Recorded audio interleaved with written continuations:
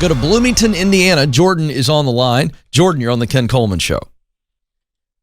Hello, Ken. How are you today? I am living the dream, Jordan. What's going on? Well, question that I've got for you is thinking of jumping into the insurance agency that my in-laws own. But there's a few things that are holding me back doing it full time. The first and most important thing, I should say, is my wife. She doesn't know if she wants me to make that jump because it's been in the family for over 40 years and doesn't want to have the idea down the road of owning an agency, which I am starting to show signs that I may want to. But the more important thing is there's a lack of health insurance benefit. They do not offer health insurance because they're a small independent insurance agency. And then the other thing is it's a single income family because my wife is a stay-at-home mom with two of our two girls that are 2 and under. So just trying to make the money ideal work as well. But I have a strong desire to help and serve people and getting people the right price and the right insurance coverage that they need. Okay. What do you do currently for a living? I'm currently an accounting person and an accounts receivable. And I've done it for over 4 years. The thing was when I started originally, I was thinking to grow within the company, not just being there because it was my first job out of college. Okay. So I've given ample product suggestions and presentations to help grow myself within the company and desiring to take on new tasks. I've asked supervisors for extra professional development, but haven't received anything but like a day or two's worth of professional development, try to help myself grow. But that's why during this pandemic, I went ahead and got my insurance license. My in-laws helped make that possible. I'm curious. Let me interrupt you for a second. Yeah. It's pretty obvious that there's no ladder in your current company. But had they, my question is, and this may be a bit unfair, but I think it's driving at a deeper issue that I need to know before I weigh in on the other stuff. Had they developed you and built into you and promoted you, was there a vision that was leading to? What was that? First of all, was there a vision? Yes or no? The vision was yes. What was it? To promote me within 3 to 4 years. Right, but I'm saying, what was your vision? Did you want to keep going up in the accounting industry and eventually end up as a C-suiter? I mean, what was your vision prior to realizing that you've got a lid on you? The vision was of eventually trying to, but I needed the help and knowledge to see if accounting was something I wanted to continue. Okay, so you never were completely clear on accounting.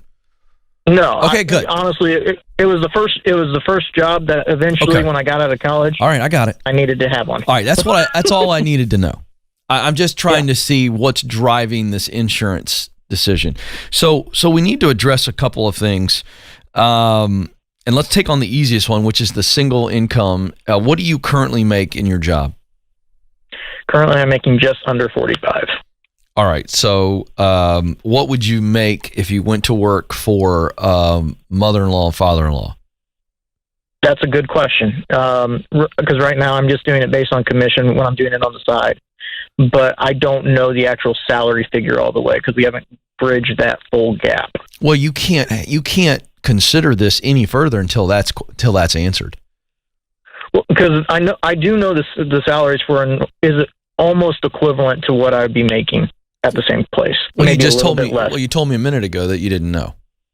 Well, the reason I said I didn't know was because they go based off a lot of commission on how you get things, but there's an hourly rate that a lot of the agents get, and I've kind of toned those out because not a lot of the agents are actively pursuing. Okay, all right, commission.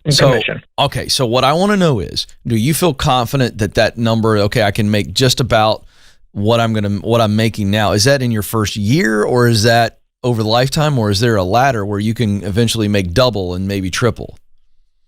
Eventually, it could be double or triple. Okay, so there's a lot of opportunity there, which I would assume if you really kill it. Okay, all right. So that's a positive. And you're doing it on the side already, correct? Yes. How much additional money are you making per month? Because it's hard to say because the commissions come on quarterly basis. Ballpark, probably 400 to 500. So it's not a lot yet. Actually, let me phrase that, because they're paying me hourly while I'm at their office. Because currently I have a nice gig to where I'm working remotely at their office because our office is still shut down because of COVID. Okay, I got it. All right, so I like the idea of you, if we get past the other two issues, which we're going to dive into now, I like the idea of you doing this on the side, and do not leave the accounting job until you've got 6 months of your current salary in the bank. That would be the minimum, or you've gotten to a point where you've replaced it. Mm-hmm. I just would stack the extra money. Sure. All right. Now, the wife is holding you back concerns me. The insurance benefit does not concern me, because that's another reason why I'd want you to do this on the side for a while until you've almost replaced your income completely.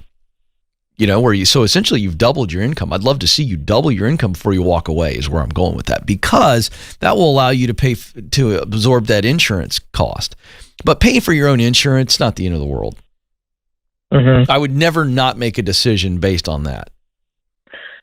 The reason why I've thought of making the decision within there, though, because I know we're paying $500 a month for the health insurance at my current company.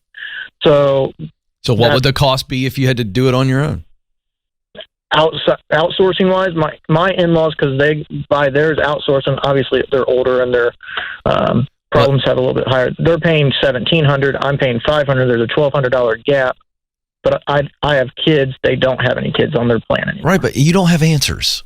You need answers. You can't make a decision until you have answers. You've got to run the numbers. Okay.